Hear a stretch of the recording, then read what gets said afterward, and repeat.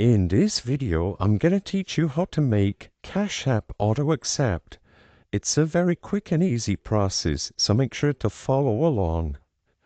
First, go to your banking page, and within your banking page, find the Deposits and Transfers option, which is usually listed after scrolling down from your cash balance.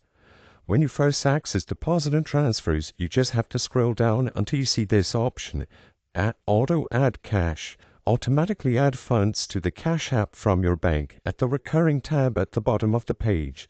So scroll down until you see this tick box next to Auto Add Cash. What you have to do here is just click this tick box to turn it on. When you first click it, it will give you the prompt to how often would you like to add cash. Simply select how you would like to add cash, daily, weekly, or monthly, and include your Cash App PIN in order to make the Auto Cash option enabled. Afterwards, according to the parameters you set, you will be automatically cashed within the Auto Cash App option.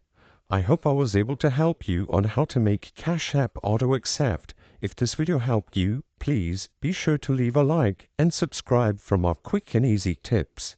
Thank you for watching.